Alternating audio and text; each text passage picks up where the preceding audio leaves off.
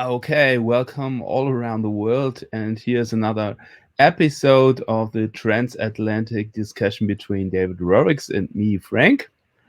And I think there's a lot to talk, like every time in these days. And first of all, I want just to ask you, how are you? How is your family? And how's the situation in Portland, David? Well, me and my family are doing fine. Um, you know, but it's often like you're sort of looking around at a world that's burning while you're like sitting in the middle of the pool or something. I mean, it's very nice in our little apartment, but I mean, our neighbors just got their home broken into 2 days ago, and my friend Ann Feeney just died of COVID-19 at a hospital in Pittsburgh, Pennsylvania, 2 days ago. So there's a lot going on in our lives, But me and my family are fine. Portland, downtown Portland is still completely boarded up, and windows are broken, and plywood everywhere, and businesses are closing, and they're blaming it all on the teenage anarchists. Teenage anarchist. Okay. They're the ones who caused all the problems. Yeah. So the teenage anarchists, they have so much power in Portland. Lots of power. Yeah, those few rocks they got, the broken windows, they've just paralyzed the entire city Yeah, I think somehow. that's a problem. Though the anarchists always get their opinion just through violence. So, but it's okay. We have to adjust to that. I think it's good. We have got very serious times, but I think it's always good.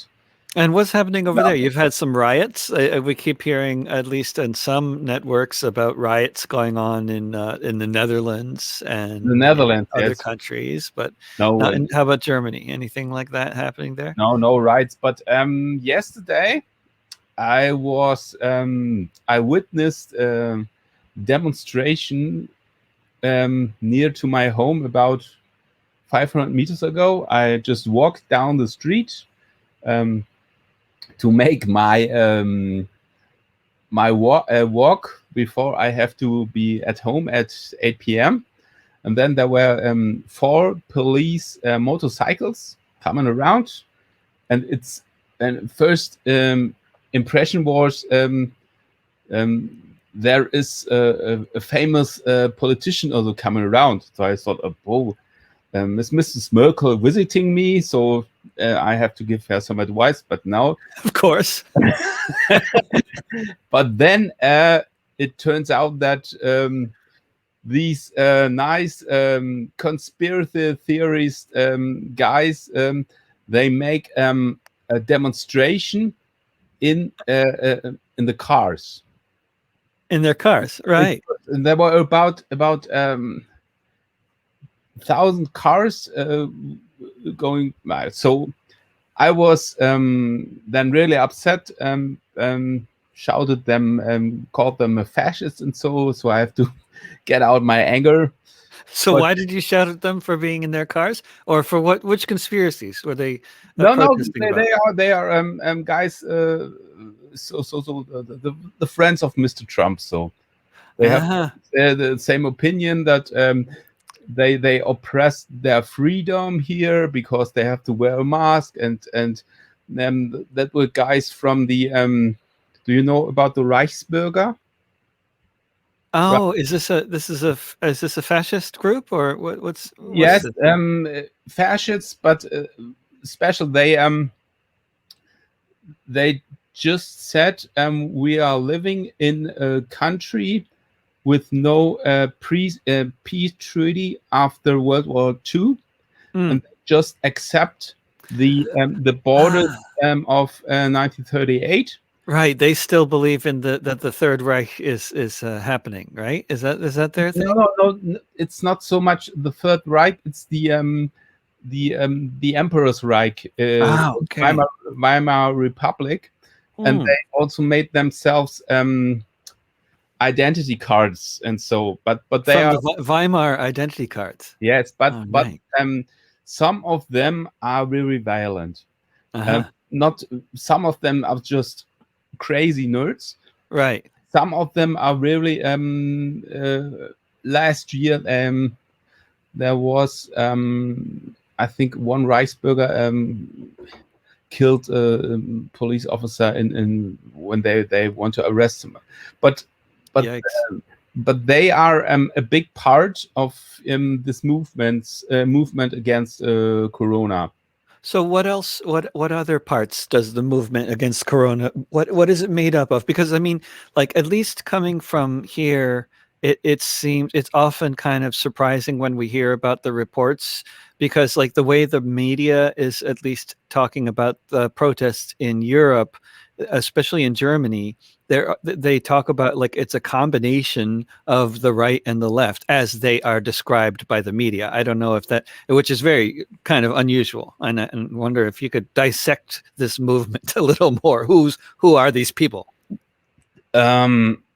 I never been to such a So demonstration. you were shouting at them, but you're not sure who Yeah, they are no, no, no. exactly. And they You are just needed to shout.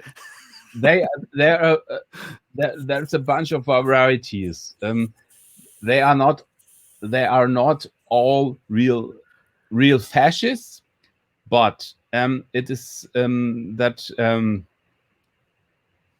they consist of these Reichsbürger. Then they consist of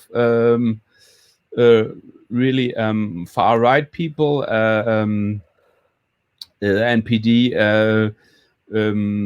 People support the AfD, but then there are also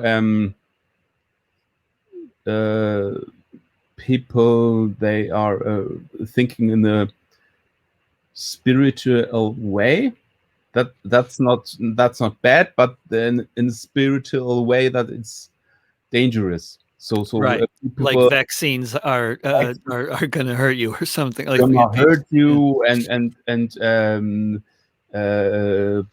Bill Take Gates. control. Yes, Mhm. yes. They are It's a great science fiction plot, though. I mean, one of my great, favorite science but fiction. Yeah.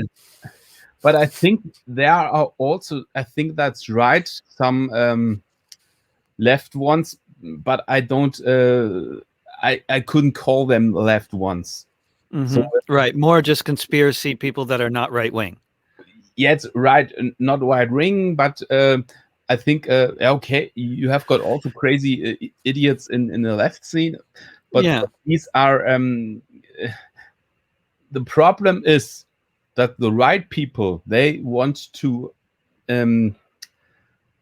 determine infiltrate the normal people, and these anti-COVID protests are just Yeah.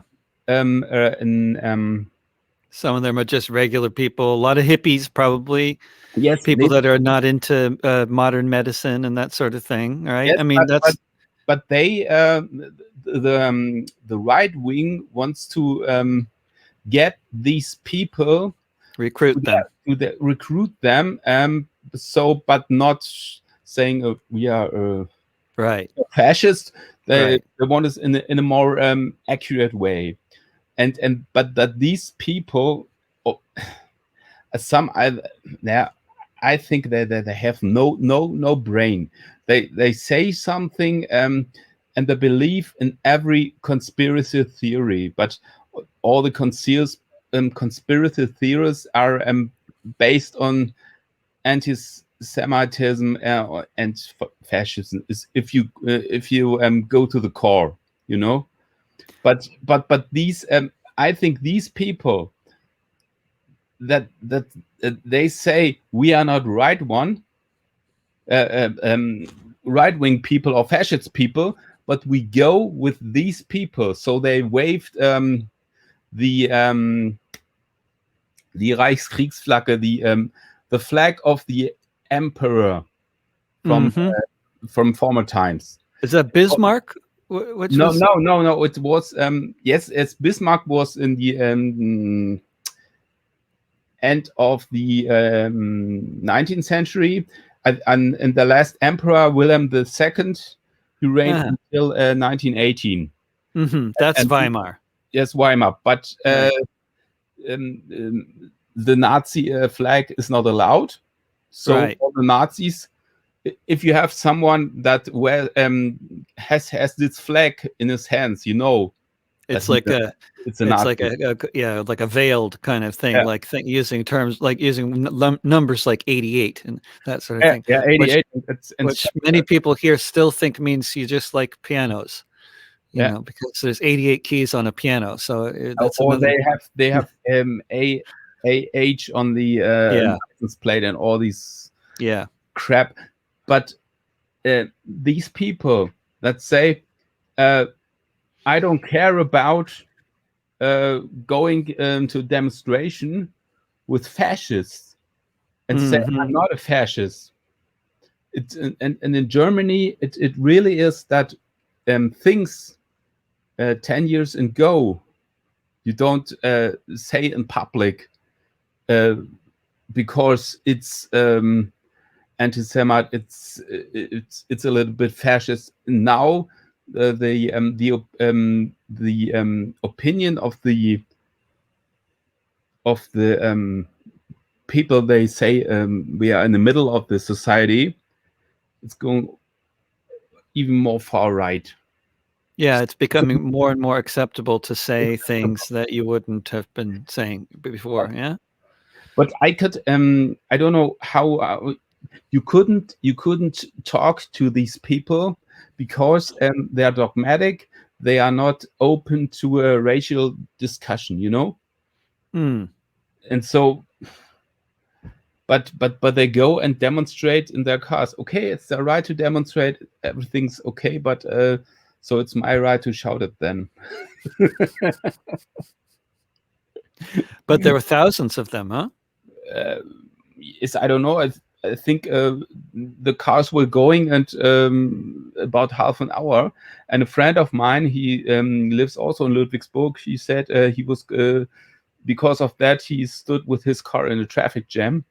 Right. So it must be a lot of people. So we have got the next village here. There are also a lot of fascists, and it was I wrote a song that's called National Flags, and I wrote it because of an incident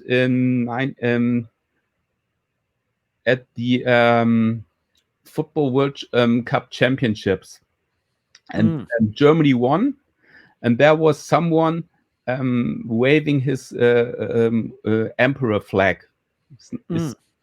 And so I shouted at them, and all the other people accepted. So I write a song about national flags. And that was really what I couldn't understand, because a lot of people don't know, normal people, what this flag means. So they should.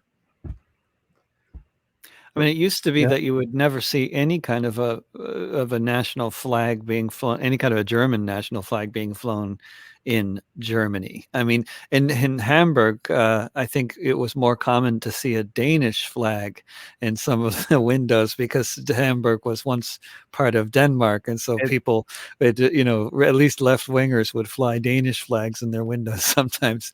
But I think in the neighborhood I was hanging out at in Hamburg, I definitely saw more Danish flags than German flags. So it's very befremdlich. So a lot of people here don't understand, because in the US, so much people always having the flag there. So it's here because of history. It's an offensive statement. I agree. I think it is offensive here too. I just think that there's just been so much more reflection in German society compared to here, in terms of what nationalism is all about. I was actually talking with a historian recently named Peter Cole, who's working on a project to bring the Stolpersteine concept to the U.S., starting with Chicago, with the 1919 pogroms against black people in that they call the race riots in 1919, and they could have those. They're going to be made of glass instead of Okay. brass, but they'll be in the sidewalk, really sort of hard glass kind of little squares, Yeah. just like in Germany.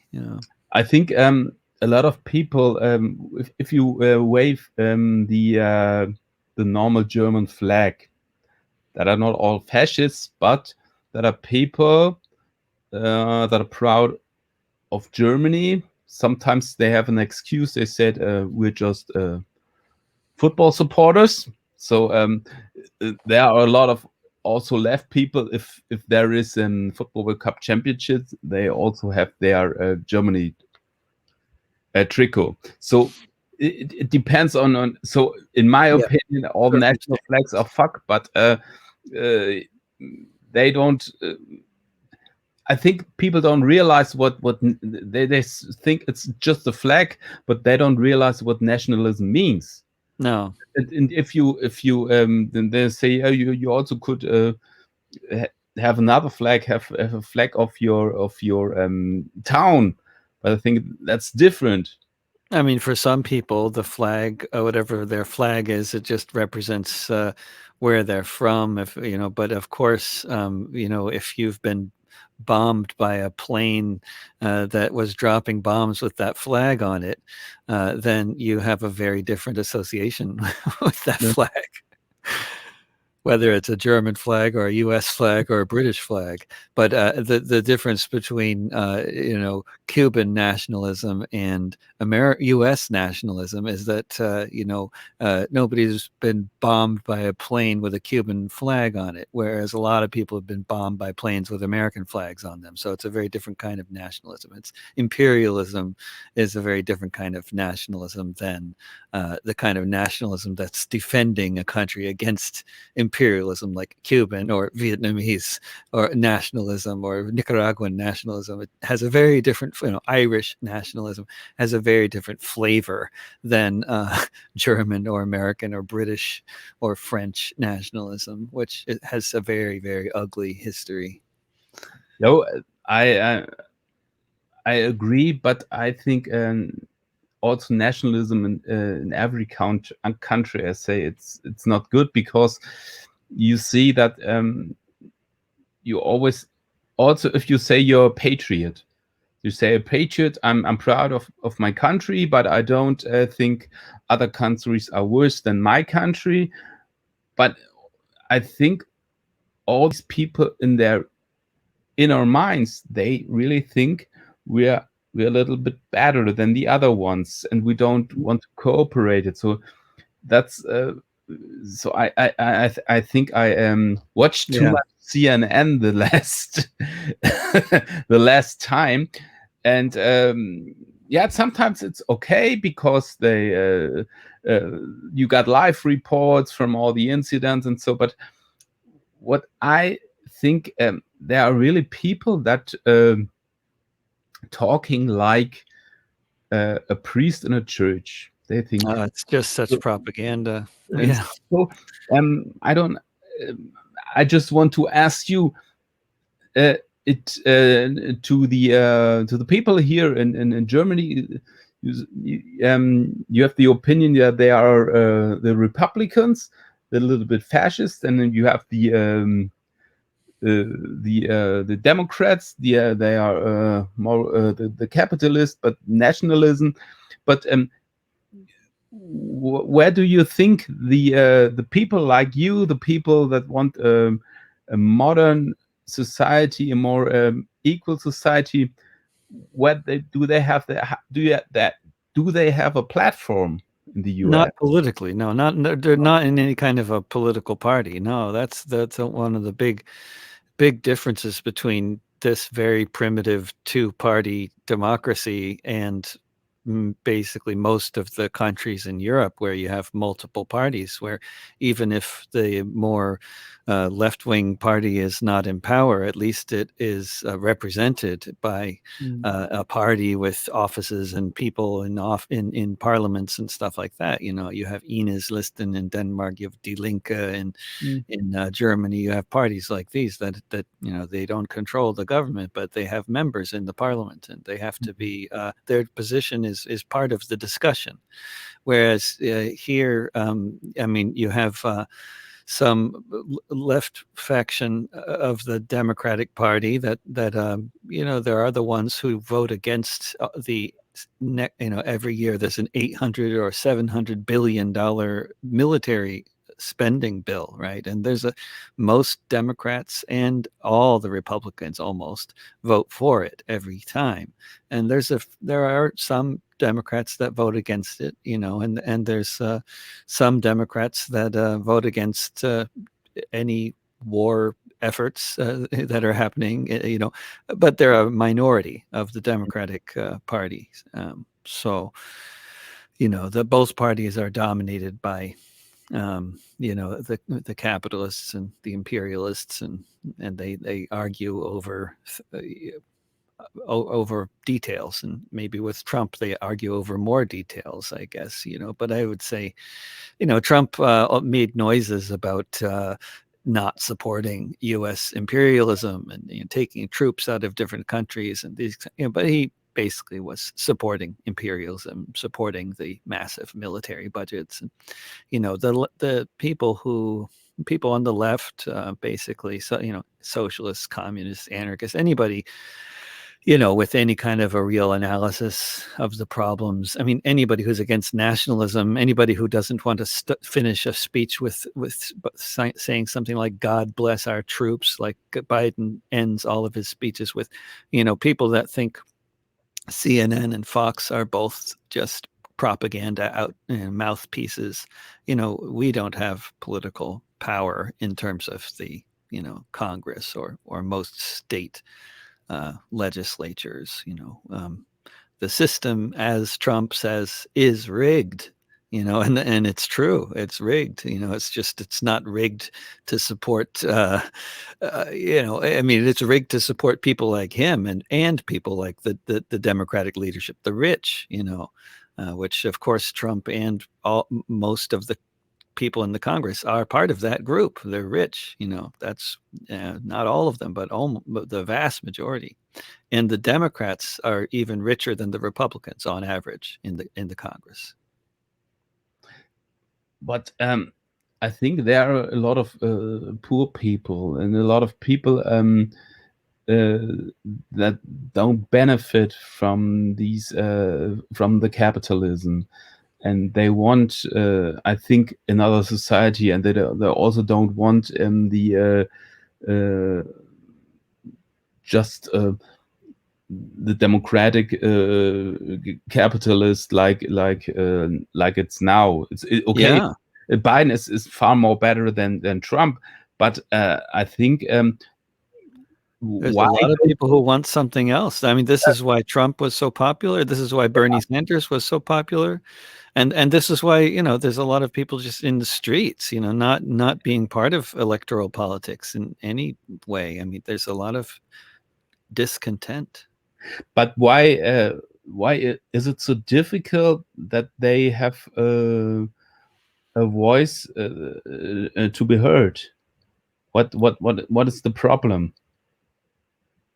Well, in terms of electoral politics, the problem is that money runs this country, and it's run on a total. The whole basis of the system that gets people elected is based on who has the money, and it's all about fundraising. So we don't have a very democratic kind of democracy, and then it's winner take all. So you have to not only, it's like it's set up so that you really need a lot of money, because you need to be the one who gets the most votes, and anybody else just gets nothing. And which to American audience listening, that sounds normal, but you people in the United States should know that this idea that I just described is not normal for the rest of the world. In the rest of the world's democracies, it's not like the one who gets the most votes gets everything and everyone else gets nothing. That's not how it works in the rest of the world. In the more democratic countries like in Germany and Denmark and France and any number of other countries. So this it's a very badly set up system, and then it's completely corrupted by money. So there is also no chance that a lot of people say, okay, first step is to have another voting system like in Europe, that they have a community that say, okay, we want another voting system that's more fair. And don't you think they also, if there is a mass of people that for example, that they have they collect writings. Yeah, That a petitions. lot of people That's under. a very good idea. It's a very good idea, and it does. It has happened locally in different places where But happening on a big level, on federal level, or I think on state level, it's unlikely because both parties are against it. Because the system as it is benefits the two parties, and they want to keep it this way. But yeah, if there were a big enough movement for opening it up to more like a European style multi-party democracy, then it's conceivable to make that work. But it's a huge undertaking, and it's such a propaganda machine against it, talking about how we have the best democracy in the world and the oldest democracy and what a great constitution we have, and who would want to change this brilliant masterpiece of a document. And there's all this nationalism to try to contend with if you're trying to, and then you need 2/3 majority of Congress to make these kinds of changes. So you would not, you need both parties, unless you're going to get there in a totally different way. Like if you have maybe millions of people in the streets that are completely paralyzing the country and demanding, that we change the electoral system. But I think any movement like that would be demanding a lot of other things than just, changing the electoral system. There are so many other problems that by the time we had a movement on the streets like that, it would be one that had a lot more demands than that. But it would be a nice start. I mean, if we had a system like that, there would a lot of, the country would be a very different place, I think. And I think the Black Lives Matter movement, and so I thought, okay, there are a lot of people that say we are fed up, we want to change something. The problem, I think, now Biden is like the new messiah, because he blasts all the bad things of Trump away, and all the people are believing, okay, now comes the one who solves all the problem and all the crap that Trump does. And so I think they are perhaps not so much critical the mainstream anymore, or I'm wrong. I don't know. No, I think you're totally right. I mean, it's just so laughable, so bizarre. I mean, I see it with people, who I have some kind of connection with on, maybe through my children or whatever, but like on Instagram and stuff.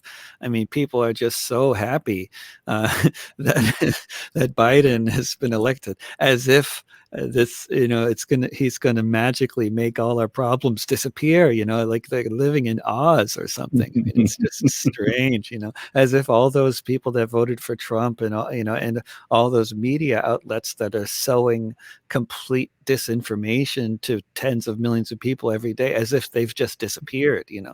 I mean, just because they're not in power, they're easier to ignore, because if you don't watch Fox, and Mm. you don't, then you could pretend it doesn't exist when it's not running the country, I guess, but these people are not going away. And I mean, maybe if Biden and the Democrats are able to really successfully change and turn the situation around economically, you know, and really reverse what has been a really I guess a 45-year trend of the working class getting more and more poor in Mm. this country, which happens to match Biden's entire political career. It just, I mean, not that he's the one to blame for it, but the entire time that he's been active in politics, the working class in this country has been getting more poor, and the rich have been getting richer.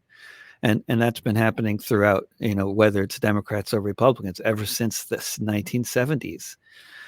So, I mean, that's I think that needs to be turned around. And otherwise, if that's not turned around, then I think actually what we'll see is a lot more active movements that we can identify as right wing or left wing. We can identify as, identity politics, or as white supremacist, or however we identify these movements. We can identify them lots of different ways. But as with the fall of Yugoslavia, Mm. it is not these nationalistic sentiments that created the problem in the first place. It's economics. And you don't solve problems of economics by helping different groups get along with each other better when that's not the main problem in the first place. I mean, if the main problem in the first place is overwhelmingly this trend of the rich getting richer and the poor getting poorer, that needs to be addressed, head on. And we'll see, if that can be done. But if that can't be done, if that isn't done, then we'll see a lot more Proud Boys, and we'll see a lot more police violence, and we'll see a lot more, you know, a lot more of society falling apart, because we can't, you can't just have all this poverty and all this misery. People are going to find someone to blame, Mm. and if the government doesn't solve this problem, people will, take it into their own hands, and that can take lots of different forms. And I would love it if that took the form of workers of the world unite, and everybody get together and have a class war, and evict the landlords, and send them all to the desert or whatever. But it probably takes other forms. Unfortunately, it takes a lot of other forms, like these marches that we're all seeing. I think the problem is that there are 70 million Trump voters, Yeah. and I think it's what I ask myself: all these 70 million Trump voters, if they are just voted because they think, okay, Trump, they if I vote for him, my economic situation is getting better. And if there comes one with the same arguments that are that is more on the progressive or on left side, is he willing to change, or are these Trump voters also right wing and national supremacist, that there is no chance to get them on another way? You know what I mean? So. Personally, I am completely convinced that most of the Trump voters are people that you could potentially communicate with, and are not necessarily, committed to any kind of like agenda, fascist or white supremacist, agenda. I think many of Trump's supporters are certainly committed to that kind of agenda, but I think a very, very large number of them are much more flexible, much more sort of looking for answers, much more open to lots of other possibilities. And I think that if we don't, if those of us who are actually interested in changing the world and saving this society from very dark possible fates, then we have to find lots of different ways to communicate with Trump's base of support, and we cannot ignore the idea of trying to communicate with them. We Mm. have to try a lot of different ways to communicate with them. Not only should we not ignore them, but we should, and not only should we communicate with them, but we should do it in as many different creative ways as possible. So, are there practical movements that think in that direction, that are now after the election, that raise out of the situations to get in touch with the people, or is it just that you think that it would be good to communicate with them, or do you think there are movements that have the same aspects? I mean, mainly, I think it would be a good idea, and it's not happening. And mainly, what's happening is lots of polarization, lots of division. But I think rather than trying to really actually sort of talk and communicate with people with very different views, I think more effective potentially is actually organizing and being involved with campaigns that are uh, where the goal is something that there's a commonly shared interest for lots of different people. So regardless of who these people are who voted for Trump, if they're members of the working class, then they would benefit from things like affordable housing. Mm, And so any campaign for affordable housing, whether these people who supported Trump know it or not, uh, you know, this is going to be good for them. And I think it's possible that to win over support from some people for ideas like this, especially if they can be sold in a way that is appealing to people's interests or people's ideas of what's right and wrong. Like, I mean, if you talk about government regulation, people maybe don't like that idea so much. But if you talk about standing up for your rights, mm. then people relate to that idea. Everybody likes the idea of standing up for your rights. So it's just, I think how you communicate about these things can be done in different ways depending on who you're trying to speak to. But in the end, the entire working class benefits from real affordable housing. And, even if they aren't campaigning for that, it's something, just to take that as a prime example of the kind of thing that we need, I think. And we need that kind of movement. And then we need to invite people into the movement who, who see it's a good thing, that needs to be the emphasis. Inclusion needs to be the emphasis, in the class war that needs to happen. I think, in my opinion, what we could do is uh, the form of self-organizing. So, organize structures of an alternative society. So, what I mean is like projects that I also was involved in, like urban gardening. So people come together from uh, different kinds. They have a practical thing to do, and so they don't know that they are anarchists. A lot of people say, but uh, Yeah, they, they, you don't they need to use the word. Yeah, yeah, they act like in the structures. Or yeah, I applied for a school that is I really excited about it. Um, a teacher about 100 kilometers distance from here. Uh, she wants to establish a school, a basic school, elementary school, Mm. with 24 pupils, and they learn in the nature, in the practical way, and not so much in the schoolroom. And it's good because, okay, they have to pay for the school, but they pay according to their income. So I Yeah. was very